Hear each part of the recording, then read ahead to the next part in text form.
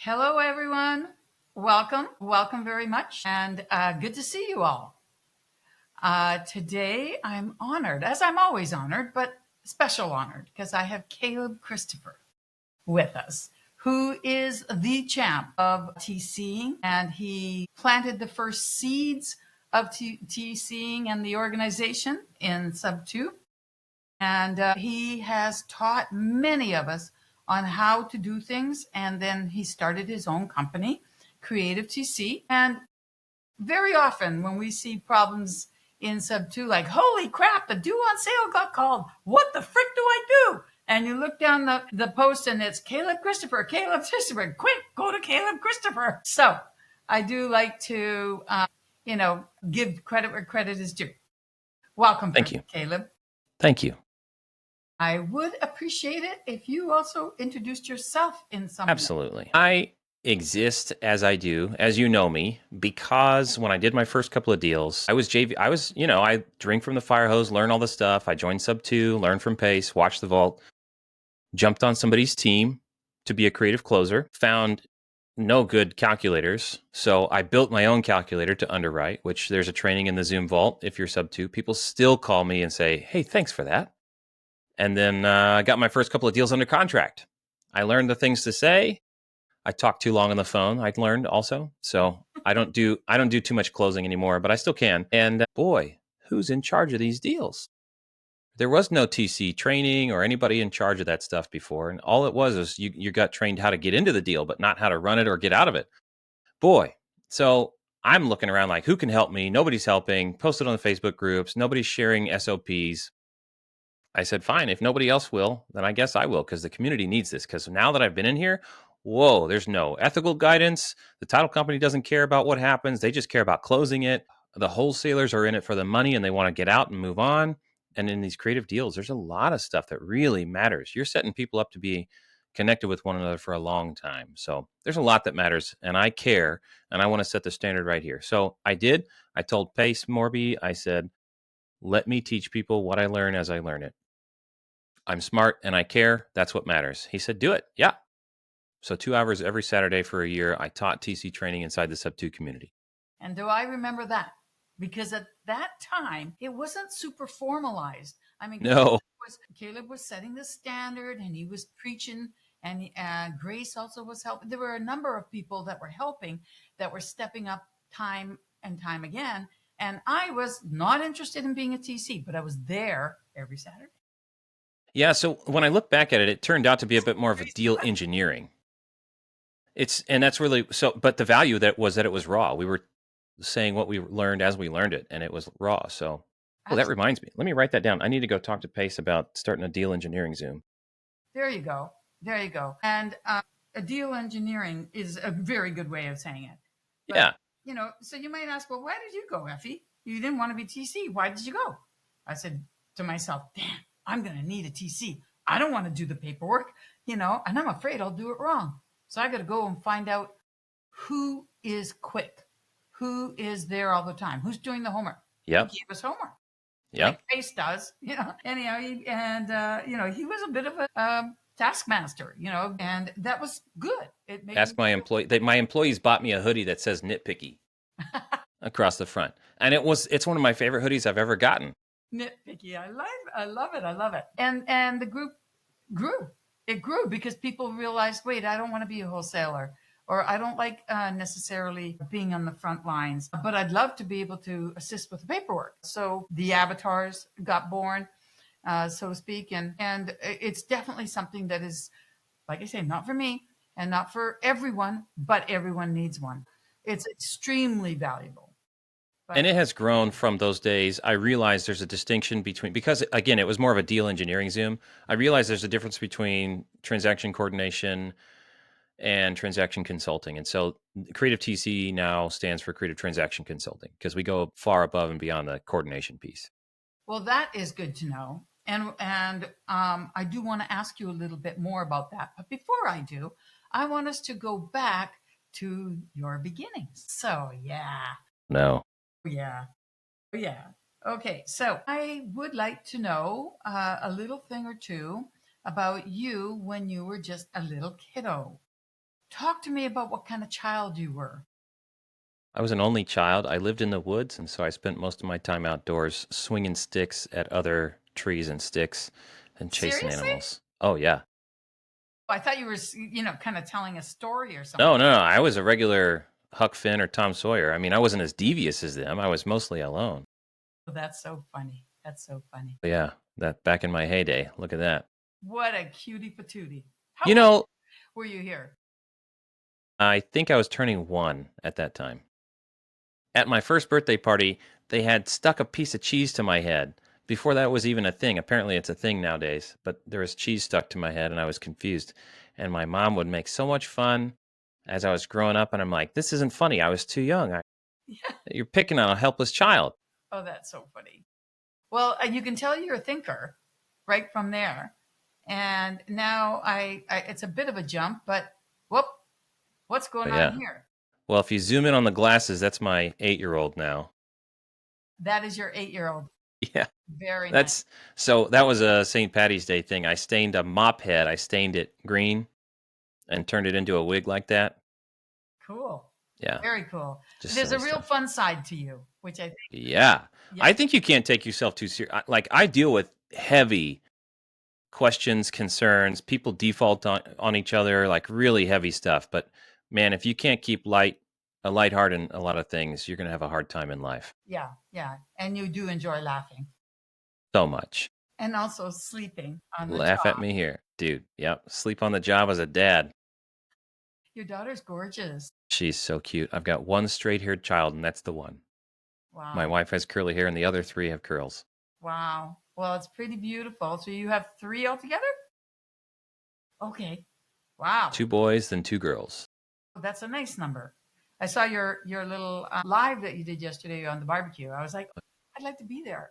Oh, those glasses are upstairs. I got those the owners club. We got the Meta sunglasses, but I swapped out the lenses to be transitions lenses so I can wear them indoors. It's actually really cool. I would never spend that much money on glasses personally, but when you got them, and so it's pretty cool. Being able to record first person view with both hands holding a child, it's pretty freaking cool. All caps. Yeah. It actually is. Yeah.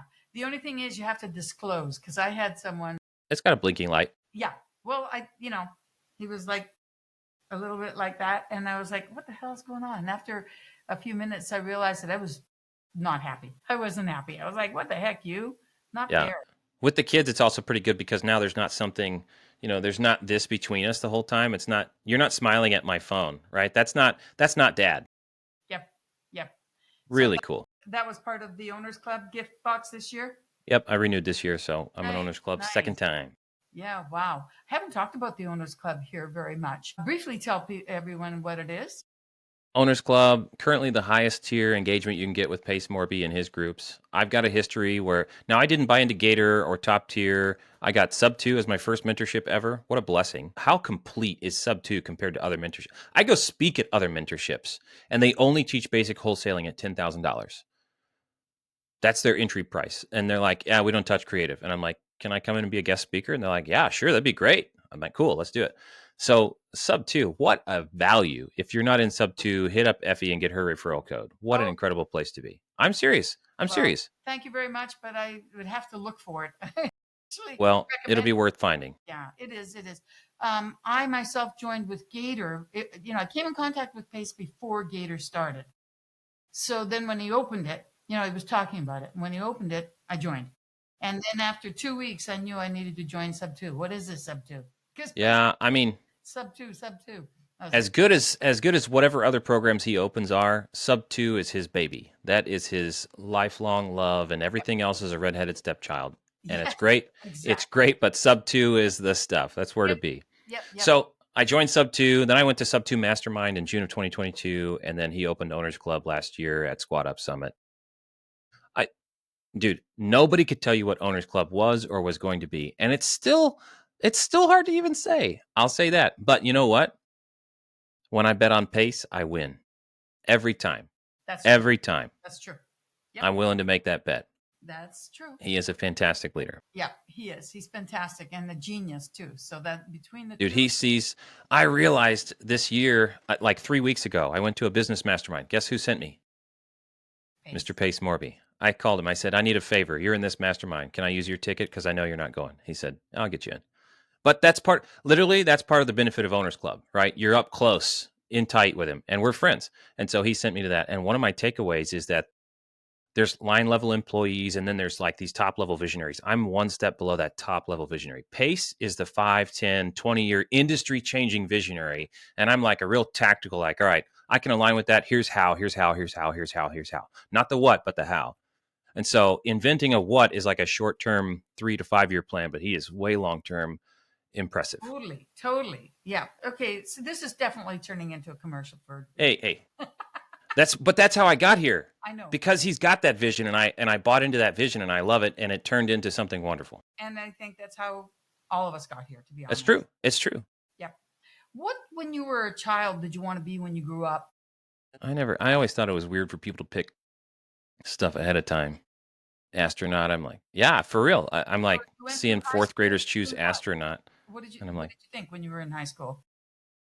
I never decided. I really didn't. I ended up taking a job in construction while I continued to wait and figure out. I have a problem of keeping my options too open.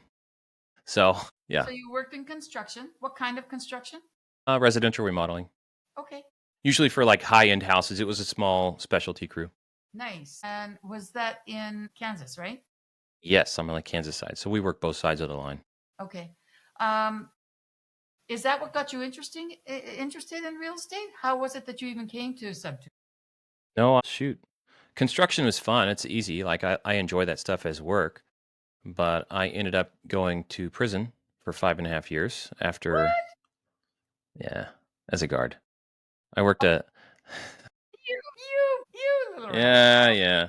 So I worked construction for several years, and then I went to work at the prison because it was around the 2008 layoffs. I had no idea what was going on. I was young. I was like 20, maybe 21 years old, getting laid off of construction, went to work at the prison and worked there 5.5 years, and then switched to IT, and then upgraded to cybersecurity over the years. Wow. And I got a bachelor's in cybersecurity and risk management. So I bring that risk management to what I do. That's why I've always been a teacher and consultant at heart. And so I learn the stuff and I bring it in. If you got a Sub2 deal, I'm going to help you make sure you do it the right way, the best way. Yes. And we rule out all the other options. That's awesome. That is really awesome. Okay. So at the beginning, I'm wondering, when you first came and started working in real estate, why not just invest for yourself? Why the, creative financing consulting? Why that? I was a little undercapitalized, but I also, there is no box, right? Thinking outside the box is one thing, but that's a totally different paradigm. Thinking inside the box or outside the box assumes that there is a box. And I'm like, there is no box. Do what you want to do. Okay. Figure it out. So I was already into creative finance before I found this mentorship. Apparently, I didn't realize what to call it, but I traded, because I knew IT. So I traded high-speed internet to a farmer and to a business down the street in order for me to get high-speed internet at my house.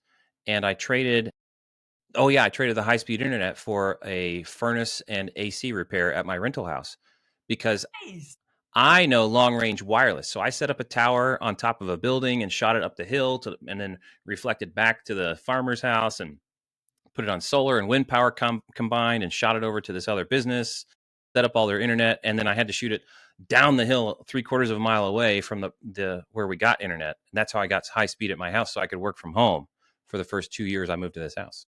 How cool is that? Yeah, I had to knock doors and say, hey, can I put a pole in your yard like 25 feet tall with a windmill on top? But everybody had sucky internet. So the value proposition was there. Like, I'll give you free high speed internet because I know you don't have it. Yeah. That is awesome. That's awesome. And also trading for it so that you got in your rental that you would have had to pay for anyhow. Yeah, I mean, the equipment for me was like $4,500 worth of equipment and then a lot of know-how for the wireless internet setup. Nice. And then traded for that for a whole year of internet for this HVAC company down the street.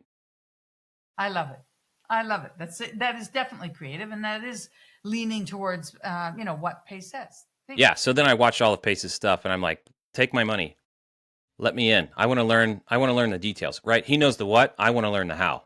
I'm the how guy. Well, he was, and I think he still is, very protective of his contracts. Yeah. Lawyers for it. He's making sure that they're being done right. He's not keen to just say, go ahead and share. give it out. So yeah, it's proprietary and that makes sense. But I understand. But there's also the community. Yeah, that's the real value. There's the what, the how, and the community, the who. Even if you only got the Zooms, again, we're back into advertising. You guys, seriously, it's legit. It's sweet. Can I tell you a secret? Definitely. I didn't want to be a TC, and I don't personally want to be a TC. Like the coordinator, I like consulting, but TC was never my avatar, and people think it is, and it's not. I started this business to solve a problem that the community had. That's what it was. That's what it is. And so Creative TC exists because it was needed, and it operates.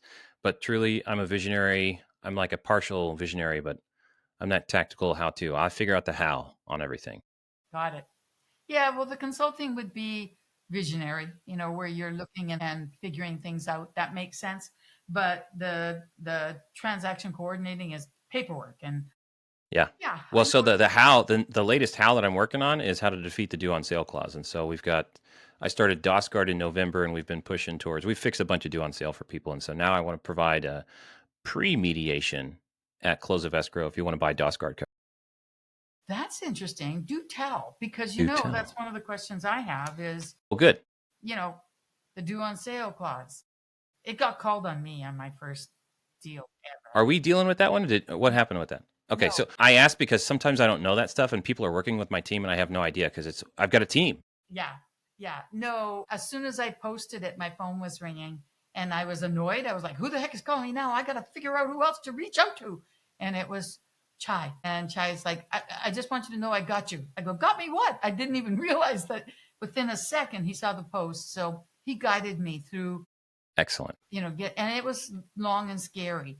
So let's make sure that people understand the due on sale clause is something that, if I'm saying it correctly or presenting it properly, is in every contract when we have a mortgage with a bank. That, look, we're lending you this money, it's our money. You're going to keep paying us forever. If you decide to sell it, you pay it back, and you can't just sell it without us knowing. In other words, we get paid back. So we, in sub two, when we're doing a lot of the creative financing, we're working around that. We're keeping that in place. So if the bank catches wind or it ends up being an issue, they can call it due pretty quickly. And that's why we call it due on sale. Yeah, because the loan is due on sale. Very well said. Due on sale. Yeah. Believe me, I understood that. I was like, yay, I have my first sub too. I'm so excited. Went through everything and it was just like weeks. And all of a sudden it was like, what? And it's one of those things that doesn't happen all that often. Although I thought, well, they're lying. It happens to everybody if it happened to me. But I think it doesn't happen all that often. But when it does, we're afraid of that.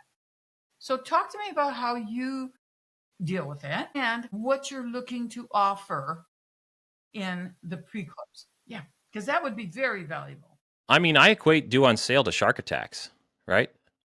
We could host a whole episode of Shark Week of due on sales. You know what I mean? It's like, but how many people go to the beach and swim without getting bitten by a shark? So they're frequent, but they're very scary. And you can say that firsthand, right? First thing you do is order a new pair of underwear, and then you call Caleb, and we're going to get it fixed. There you go. There you go. So you cannot escape the due on sale clause. If you buy a house that has a bank loan on it, they have a due on sale clause, which doesn't compel, it allows them to initiate an acceleration, saying, "Hey, we noticed you transferred. You owe us the full balance in 30 days, or we're going to start a foreclosure." They can do that, and you can't change that. It's there, and you're agreeing to take it sub two. That's why I'm setting the standard up here. Like, hey, does your buyer and does your seller understand the ramifications that if this gets called, it may cause somebody to lose money having to sell the house out. It may hurt somebody's credit if they can't get it sold in time or deal with the bank. And the bank does not have to play nice. Typically, we can wheel and deal and figure out something, buy some time, and find some way around it and restructure the transaction. But it is entirely possible that the bank takes a hard stance and you cannot resolve it. So I can never guarantee perfectly that there will be resolution every time. But the due on sale, so DOSGuard is the new company, and And how we're are you spelling that? DOS with a space, guard, GUARD, Oh, I see. DOSGuard.io. I was just working on a sale package with my sales guy. We're going to start adding it to Creative TC closings just by default. If you don't want it, you can tell us, but we're going to add it.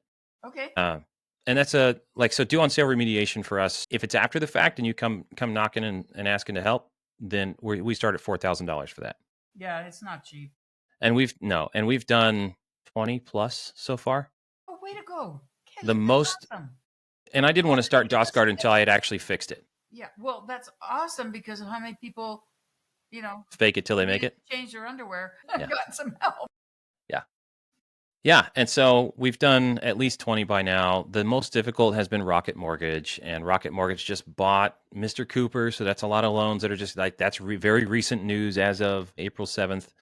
So I'm concerned about that. We're probably going to see some more because Rocket has been aggressive on initiating those. But again, we've solved 3 of Guess those. who I was with? Was it? Yeah, yeah, still am. But So again, we started like 4,000 if you're after the fact, but we're at as low as 1,500 at close for prepaid remediation. So if you just add it as like I can't call it insurance, okay, but it's prepaid remediation services with a money back guarantee, right? If we're unable to solve it, here's your money back. Because again, I can't guarantee that it will get fixed, but so far we've not failed once. how do you deal with it when someone says, "Yes, I want you to do my sub 2, and I definitely would like the prepaid DOS guard"? It's a What little is bit of additional involved? paperwork. Okay. A little bit of additional paperwork, people acknowledging that, hey, it's still, obviously they already know that it can happen, but we talk about how we deal with it and we make sure that they understand. And this is on Zoom calls and phone calls, making sure they understand that in order to resolve the due on sale, we may restructure the transaction. That may have tax implications for you as well. If you've taken accelerated depreciation, it could still hurt pretty bad. So we need to understand what are your long-term goals. And if they shift at a later time, we're consultants at heart, so that's still going to be okay. But if you're planning on refinancing or having a lot of equity a year and a half into the deal, that's going to affect the strategy that we take on the backside. So a little bit of additional paperwork, making sure the parties, including the seller, Yeah, please, the yeah, yeah, seller, yeah. hey, we may need your cooperation in the future. Remember, your credit's on the line, but we're trying to be due on sale ready. It can happen. And if it does, we need timely responses. So it's important that you keep us up to date. If you change your contact info, we have a power of attorney, but listen, power of attorney, it's nice, but it's not the same thing as a wet signature or original from the actual person. I'm always going to prefer that. Power of attorney is a fail-safe, not a primer. I agree. I agree with that. And I also think that the sellers, it's very important that you get to know them. How do you deal with it when the the one that is purchasing the property is buying it from a wholesaler that bought it from a wholesaler that bought it from the seller? That's the transparency that we require. I'm not going to take on a transaction where party C or D doesn't even know who party A is and vice versa. That's not a safe or ethical sub 2 deal Thank for me. you. So Creative TC is not even going to take that deal. Thank you. Yeah, I had to fight to get to meet my seller. Yeah, And then man. soon the wholesaler said, "I want you to meet Effie. She is my assistant and she'll be doing some work from time to time, so you may be hearing from her." Like he was still Weak. the buyer. And I Weak. almost wanted to, I did want to kill him, but I was shocked. So I didn't. Yeah, for me that's like, Very no, unprofessional. hi, hello, I'm Caleb. Here's my credit score. I'm going to be the one who makes payments even if my renters don't. Right? That's how I close sub 2 deals. Well, since then she knows. I mean, I Sure. explained it to her Yeah. and we've had conversations, but she wants that password. She comes and checks on me. Yeah. I'm like, okay, Fair. Yep. there's no way you could keep them off if they chose to call the bank. So I don't That's want. right, because you're never not that person. So if the actual person calls and wants to reset the password, you're SOL. Exactly. So I think that that relationship is really important. And Important. I'm glad to hear that you would refuse to do a deal because I probably should have backed off right then. But it took me by surprise, and it was Or if you have that conference call, like if we notice that, we stop. Now, whoever's our client first, we go to them first, right? If you're my client, I'm going to tell you, hey, we need to have a conversation. That seller doesn't even know who the buyer is. Are you kidding me? That has to happen or we're out of this deal. there you go. And I'm going to let you have the first chance to tell them. Hmm. And if you don't, I will, but I'm going to give your money back and we're going to be out of this. Don't put my name in any way associated with this transaction. Let's go a long way in giving you peace of mind on Oh, the yeah. business that you're doing because that I think Good wholesalers have a really hard job and a place in this. It's the ones that, you know, are not, who are always looking to skip the rules that I think are not as good as they should be, that can make it hard for everyone. Yeah, I think that would go a long way in being I able. just spoke in Oklahoma City on ethics in real estate, particularly creative finance. And a lot of it has to do with full disclosure of who's actually involved and the ability to foreclose. So doing wraps, and people are saying, isn't a trust the best way to close? Well, no, not always. And it adds some complexity. I mean, I'm the details guy, but a trust adds complexity when it comes to what if you default? Yeah, yeah, that's a good point. The tried and true classic is, hey, if you have a wraparound mortgage, you're a lender and you can foreclose on me if I default. Yeah, there you go. And I do think that the biggest problem with wholesalers is that they feel a little guilt about how much they're making. So that's what they don't want the seller to know. And I'm like, if you really feel guilty, then maybe you should give them more. I paid 20K, you know. I know. I know a wholesaler. One of my favorite things, Evan, I love you. He's in Tennessee, Evan Ragsdale. I call it the Ragsdale renege. It's positive renegotiation, right? So what he does is he approaches a transaction and a seller, and he gives a low enough price that he knows he can move it. If he's going to tell somebody, I can get this house sold on or before this date, or I can close on this, it's because he knows his numbers and he doesn't bend on it. He doesn't give them a higher offer that's a maybe I can close. He stays, no, I have to do it right here. And guess what? If he finds Effie who's willing to pay a great price, then at the end, he reneges and says, hey, here's $1,000, here's $2,000. By the way, I paid for your legal fees or something like that. He if he gets it low enough and sells it high enough, he gives some surplus back to them somehow.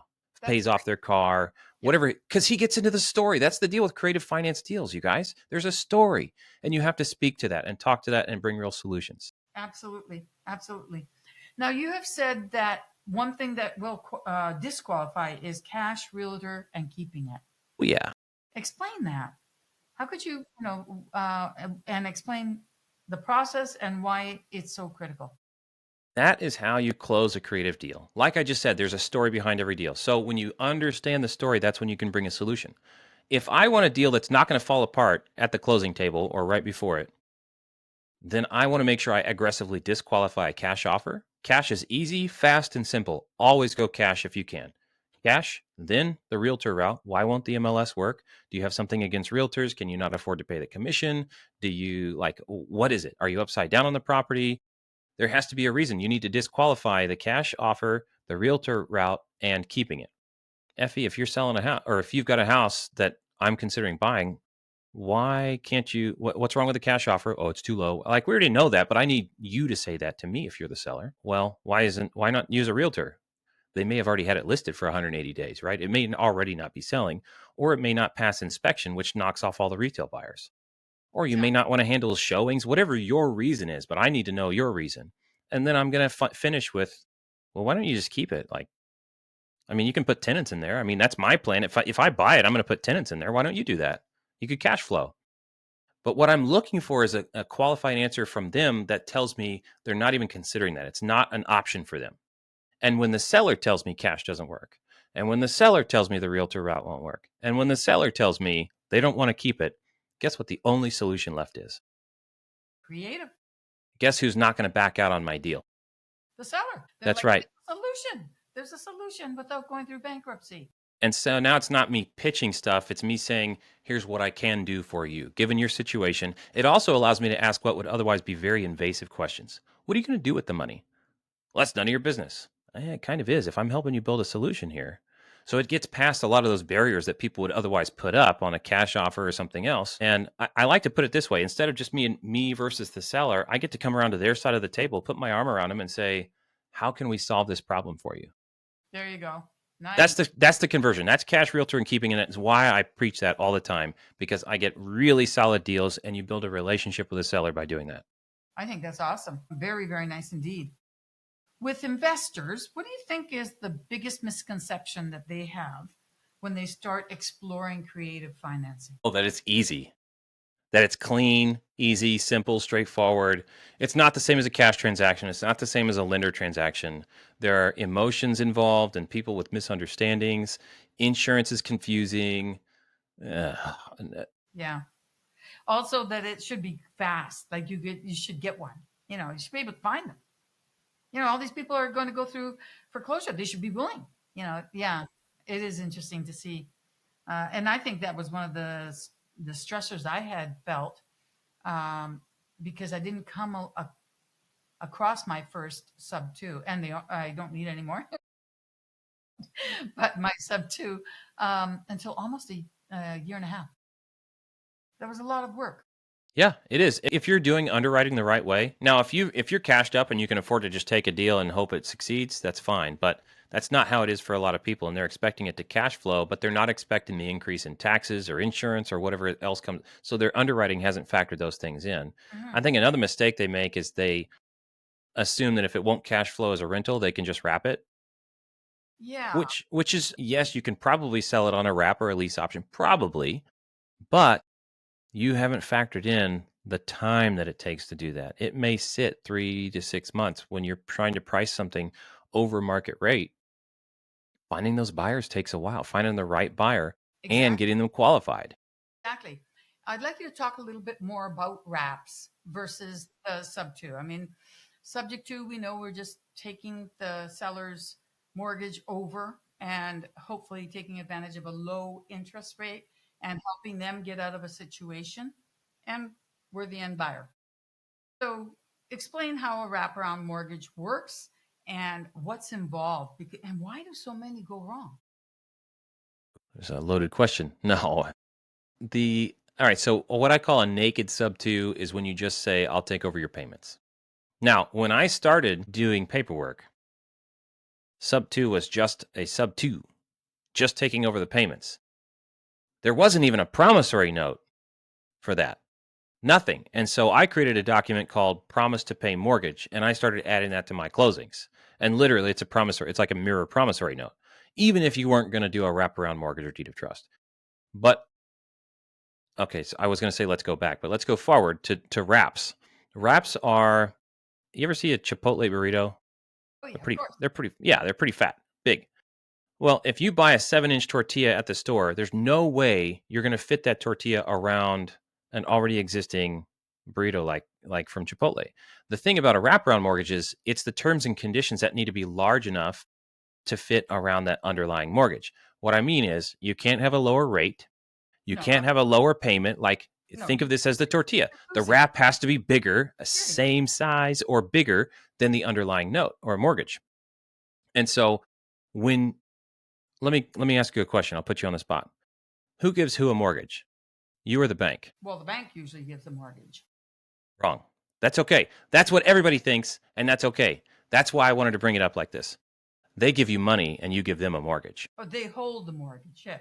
Yeah. So the way people talk, it's like the bank gives me a mortgage, but Yeah. in legal terms, it's actually I'm giving them a mortgage. I'm the mortgagor, they're the mortgagee, so they're the recipient. Basically, think of a mortgage or deed of trust as the right to foreclose. Hey, bank, you give me money, I'm going to give you the right to foreclose. And until I finish paying off all this money, you have the right to foreclose. That's the relationship we're setting up. Well, the ethical way to do this with sellers is to turn them into a bank as well and give them a mirror or exact wrap where they have the ability to foreclose on me, the buyer, if I default. The bank can foreclose on them, they can foreclose on me. That way, if I default, they can still make payments to the bank and keep their own loan in good standing. Who knows if they'll be able to do that, but that's an individual situation. But at least they can also foreclose on me as a stop loss. So when you have investors that are buying sub twos and then wrapping them, they're in essence they're taking out a mortgage from someone else at a higher rate. They're becoming the bank. They're becoming the bank, yeah. Yep, they're becoming the bank. I've got a really helpful article on my website at creativetc.io. So there's an article on my blog about types of wrap mortgages, and it talks about the mirror wrap, the equity wrap, and the rate wrap. Equity is when you take the balance from 200 to 250 and you mortgage, that amount. Rate is when you go from a 4% rate to a 6. Oh yeah, click blog up top. Yep. I do want for people to know where they can go to find you. And Yeah, I love your site, by the way. It's very thank you. professional, really nice. I like it a lot. So on the blog part, you talk about the different kinds of what is it? The wraps. Yeah, That's click nice. that. Lots of education here, guys. If you're not in sub two, definitely check this out. And then you'll Yeah. be like, oh, he learned all that? Okay, I guess I better join sub two. I wrote this stuff because I get these questions all the time. So that middle one is the type of wrap mortgages. That's like a more, so the bottom one is like a really basic. The middle one is a little more intermediate. I don't know what I need a new artwork on that top one then, huh? It's all good. It's very Yeah. good. It's about the content. Yes, exactly. So I think that that is fantastic. And the other thing I do want to say is that even though I don't think you're doing YouTube on a regular basis right now, are you? Off and on. Mostly I know shorts. you have shorts. Yeah, Yeah, shorts. mostly shorts. Yeah, which is great. But he also, guys, you can learn from Caleb in more than one way. There's a lot of hour plus Zooms on here that can educate you. So those two places, you can reach him without any, you can do it pretty quickly and pretty easily. The internet has become an amazing place where we can learn so darn much now, but you do want to pick who you learn from. You want to be careful on that for sure. So, yeah. So back to answering the question then on investors that, have a sub two and then they wrap it, because I do see a lot of them like, holy crap, my buyer is going in foreclosure or he stopped paying. I'm like, wraps are tricky, guys. Yes, they are. So there's the thing.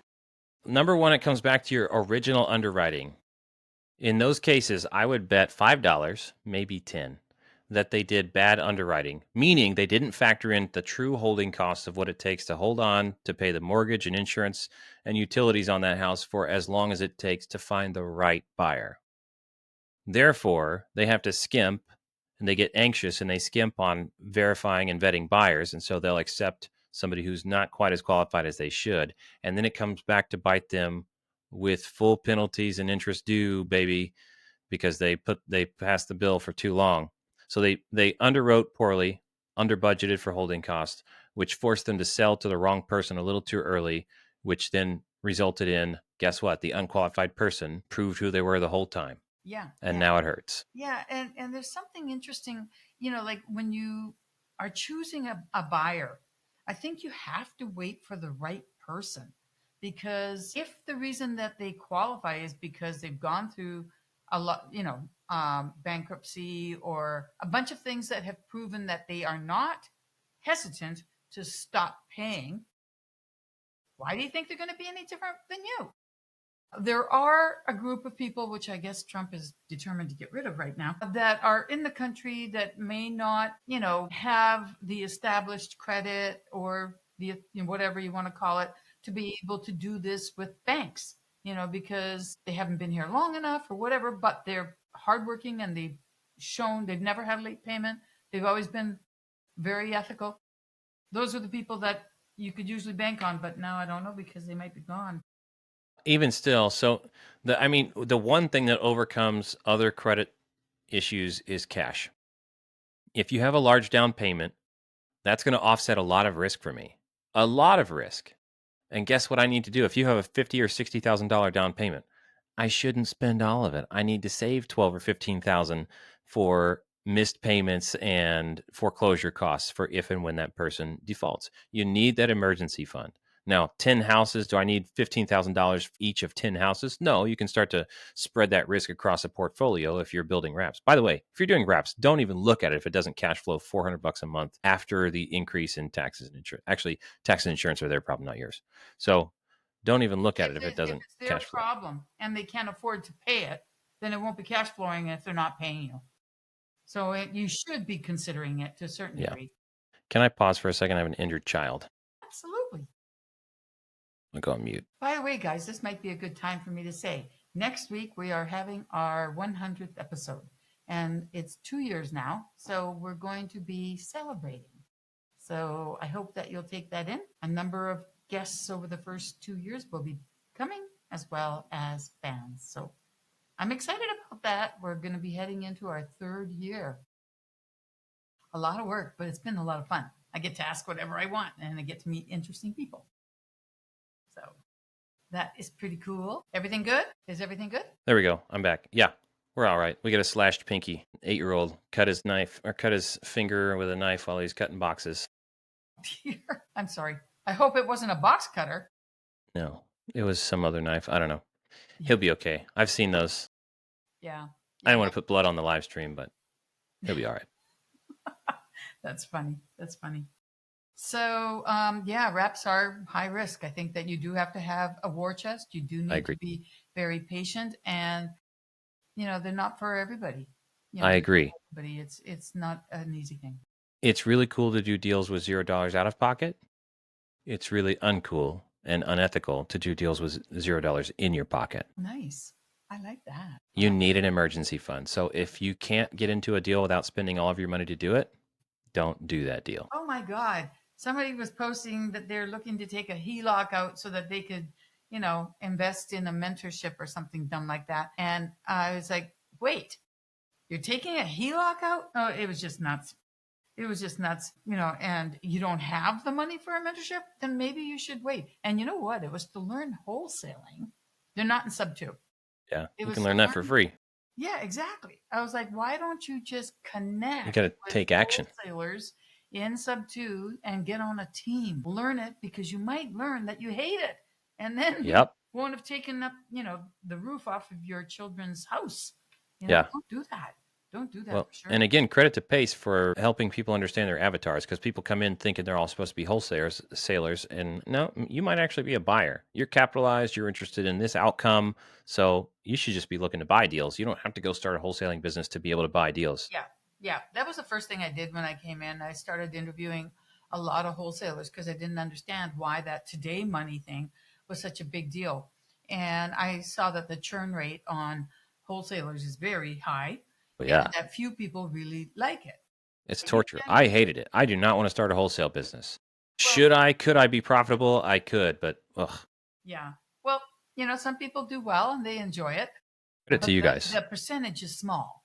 Yeah. So I think that we got to stop saying that, that you got to do it for today money. No, you don't. And if you're going to, no, I don't think you should feel that or feel like it's a failure because you're supposed to start there. No, you shouldn't. Not as far as I'm concerned. Never did it, but I interviewed a lot because I wanted to know why they felt that way and what was the success rate. The success rate was very low and most people hated it. Yeah, cold calling isn't for everyone. All right. So what's the most common mistakes you see investors making in creative deals? Consistently, it's that underwriting. It's the lack of underwriting to understand the change in taxes and insurance, especially if you've got something where there's a homestead exemption and you're looking at their existing mortgage statement and saying, oh, that's going to be my monthly bill moving forward. No, it's not. No, it's not. It's going to go up. So if you've already got a slim deal, it's going to get slimmer.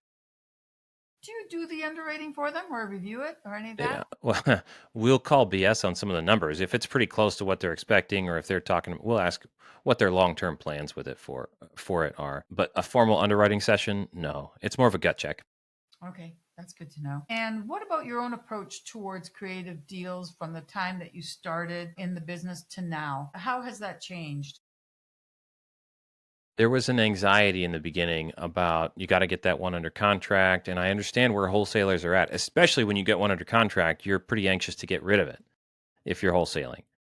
I think that's one of those things where as you mature, if I could go back and tell myself now, make sure you get it at the right price to where you can move it for sure. I didn't do that. I was concerned about the person on the other side. A real estate transaction has real people, and in a creative finance deal especially, you're setting up a long-term relationship, and it's not okay to leave people hanging and high and dry. So when somebody puts something under contract at the wrong price and then strings a seller along until closing day, like, "Oh, I actually can't close." What a douchebag move. Yeah, that is so upsetting. And Chicken it squat, go ruins it for go talk to somebody and let the seller know 2 weeks out. I might not actually be able to close on this in 2 weeks here. Don't pack your boxes just yet. And then have that conversation. People just use contracts to hold sellers hostage, and it's atrocious. So what's changed since the beginning was I know that way better now than I did before, and I've been around enough to be able to stand on a soapbox and preach it. Like, listen, you guys need to do it the right way. You need to get it under the right price in the first place and communicate actively among all parties. I bring project management practices in about managing expectations. That's good. What about looking forward? I'm not sure what's going on well, generally, I would say that the market is becoming a little bit more desperate, more foreclosures I'm seeing. What do you see, and how do you think creative financing is evolving in the current conditions? And what do you think is going to happen by year end as far as where things are going? Well, as a creative finance industry update, I can tell you that all the sub 5% interest rate mortgages are getting kind of old.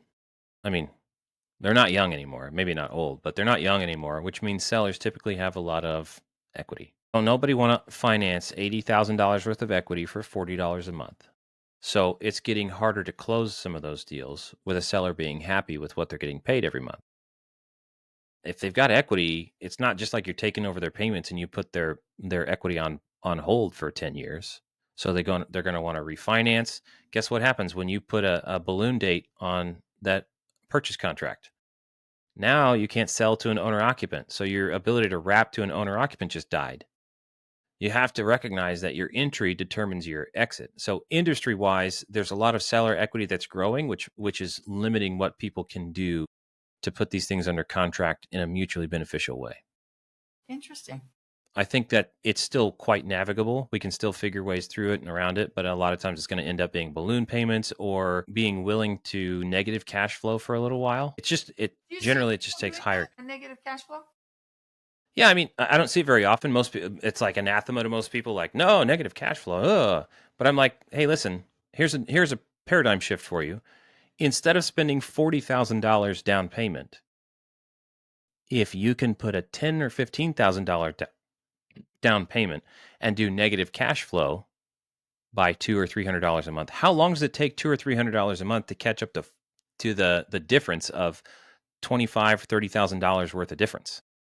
$300 a month does not add up to 25,000 very quickly. So you can actually negative cash flow for quite a while and think of it more like a finance down payment. Right. You know, Chai and Prakash used to do that when they first came from India, because in India, houses were so freaking expensive that it was always a negative cash flow by a lot. So when they found one that was under $500, they found a great deal, they thought. you know, and that Oh, was that's at the funny. very beginning, and then all of a Yeah. sudden they started learning about real estate, and people were like, no, man, positive cash flow, because this was a while back. Yeah, because you're building equity. I mean, if you've got a solid renter or buyer in place, you're building equity over time. They are paying it down. Yep. That's But if how they felt too. Yeah, and if you think of it as a finance down payment, that's the paradigm shift people need to, like if you're a buyer and you're capitalized, it's okay to be losing money on a house, especially if its value is going up. So number one, you got debt pay down, but number two, you've got The appreciation. appreciation. Yeah, that's what they were looking at. Like, just you're paying just a little bit of money for a big appreciation over time, as long as it doesn't get, empty and you have to pay a whole lot. Yeah. Yeah. I was like, well, this is interesting. That's one of the reasons I love what I'm doing. I learn things from people that I don't normally know. And it's interesting to see how, people have changed over time and what their thoughts are. So yeah, that's a good way of looking at it. What do you think is some of what should people be paying attention to right now in this market? For creative finance. Yeah, we're talking creative. That you Yeah. only do creative, don't you? Yeah, I only do creative. Yeah. Yeah, guys, this is something that we didn't say and we should have. I mean, of course, it's in the name, I but mean, you don't go for a traditional one. you can make me do a cash transaction for you and you can overpay for it, but I'm not going to like it and you won't either. There we go. Oh, by the way, I'm starting a title company in Colorado with Angie and You are? yeah. We're We're a little ways out on processing first files. We're waiting on licensing, but When you guys do that, would you come back? yeah, I'm gonna I would love market the crap out of that. I would love that. I've had Angie and Dom on, and they're I love awesome him. people. Angie's a fireball. She's hilarious. I know she's so fun, so fun. But to be able to think of a title company, that's pretty awesome. And Yeah, it's a natural extension too. it is. It overlaps with what I do already, and it's probably one of my highest areas of dissatisfaction is the inconsistency. Like what I've noticed is people will follow a title officer or a title rep more than a company. If Susie changes from title company A to title company B, They people want will to go with follow her, right? And the problem is that there are excellent people in the industry, but not excellent companies. And I want to create an excellent company. good. Well, if the three of you get together, it would have to be. That's awesome. Very, very nice indeed. All right. So, looking at creative financing today, what advice would you give to someone that you wish you had received when you were starting out? You've got some experience, and what would you say to your old self or to someone who's just starting out? There's two different things, because if you were telling your old self, that would be in your old time. If you're telling someone now, it's in this time. So talk So about with both. both, okay. So if I was telling myself, I would say find a way to get on somebody's team faster. Volunteer, do stuff for free, learn, To and find ways. yourself. Yeah, to me. Yeah, but the problem was there were no teams. There was you Well, broke no, out. not TC. Remember, I didn't want to be a TC. I see. That wasn't. I wanted to do deals. So getting on a team, but also when you get on somebody's team, check to make sure that their people actually learn things. Be willing, open, and ready to commit to 6 months. I'm on the other side of that paradigm where people are asking me, "Oh, I want to be a TC. I want to learn. I want to work with you." I'm like, I'm not going to hire you because you're just going to learn and leave. I can see it in their eyes. They want to learn so they can go start their own business. I'm sorry. It doesn't make sense for me to do that. So how do you keep people? I hire out of South Africa. I've got some lovely people out there. They're not interested in competing. Fantastic. Actually, if you go to my website and you click the top right, there's a button you can join. Don't do it now. You'll join a live Zoom. It joins my virtual office. And I've got somebody there who's going to say, "Hi, welcome to Creative TC. Do you have a meeting with Mr. Marcello or Caleb or Sarah? Or would you just like to chat with somebody?" And we'll throw you in a breakout room. I've got 13 people there working files, waiting to talk. Really? Yeah. How'd you find them? We spend money to actually market and advertise the job openings on Indeed and LinkedIn and Reddit and Monster and other sites. I mean, And you ended up focusing on South Africa. Nice. culturally, I mean, I can say this plainly and be happy to do it. Culturally, there's a very, what do you call that? It's a hustle culture. That's the right word. They appreciate work. They also appreciate remote work. I've got one guy that we just hired. He had an hour drive each way, and he's got a third kid on the way. And he's like, my workday is 10 plus hours because of the drive. I don't want that. So he appreciates the ability to work from home with his kids. I have a lady that takes 2 hours off in the middle of every single day, maybe an hour and a half, to do dinner with her family. She's got 3 kids, maybe 4. I lose track of stuff, but in the middle of the day, she makes dinner, has dinner with her kids, puts them to bed, and she's back on duty. And it's a good culture. It's evening shift for them. They have beautiful accents. They're going to hate me, but it sounds kind of British. But as an uncultured American, I don't know how else to put it. You guys, sorry, I love it. You have a beautiful accent. Tell you that it sounds either British or the Afrikaners sound German, because they have the two backgrounds. They have the Brits and they've got the what we call the Afrikaners that came from Germany. And that Listen, if I was going to make a movie and have pirates speaking a language, Afrikaans would be the language that the pirates spoke. You guys, that sounds dangerous. You guys, that's pretty cool. well, they're the ones that were leading the way in apartheid also. Okay.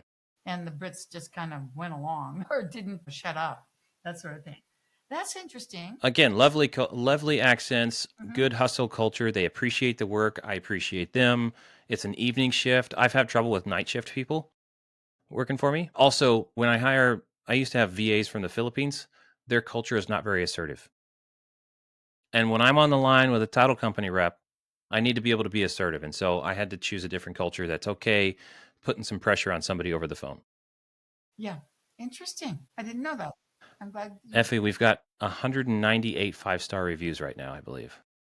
Yes, you're doing very well. And they're naming my team, not even me. So my job is to find good people and get out of the way. That's awesome. Very nice indeed. What advice would you give Oh, to yeah. the person who's starting now?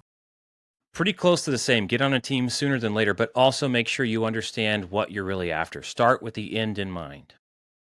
Just like your entry determines your exit when you're putting something under contract. Hey, what are you looking to get out of Real estate. Are you looking? Do you have active income? Are you trying to quit your job? Talk to people who've quit their jobs first. Like interview some people. Effie, if you interviewed wholesalers, you're taking the advice that I would love to give anybody. Go interview some people and find out and make sure that they're happy with the outcomes, what challenges they faced. And how long they stuck it out and how much money Yes. they make and who did they Creative start TC talking turned 3 years old on Sunday. Yesterday, my company turned 3 years old legally. Awesome. It was not easy. No, I know. Listen, I was saying when you stepped away, with the baby or the child, we're celebrating our second year in podcasting next Monday. It's also my third year in Gator. Beautiful. And it's been a lot of work. I don't think people realize how much I've been working. And I am telling you, I'm not covering the expenses I want to cover yet. So, in other words, I'm not making the kind of money I want or need to make. But part of that is my own limitations to some degree. But it's a lot of work every single day, including the Yep. weekends. Yep. My kids think I'm just in a cult. And I'm like, yeah, I'm in a cult to try to make money for you guys, not for me. But that's an interesting way of looking at it for sure. Okay. Any last words that you would like to share with our audience before we say goodbye for now? Me on the spot. I love it. I remember there's real people on the other side of that transaction. There's a story behind every deal. You've got a story, you've had your battles and your struggles, and you're here for a reason, and there's a whole history. Don't forget that the same thing is true on the other side. Very true. Very true. And treat them fairly, guys. The way you'd want to be treated. Absolutely. Or if Caleb, catches you in his line, he'll kick you out. I'll Get out of make you my treat line. them the right way. Yeah, that's the way to go. Well, thank you, everyone. And again, next Monday, we are having our 100th episode. Congratulations to you. What a woman. And what a fantastic 3 years. It's a lot of work, and I applaud you. All right, guys, we're going to say goodbye for now. You and I hang out for one sec. Thanks, everyone. Bye-bye.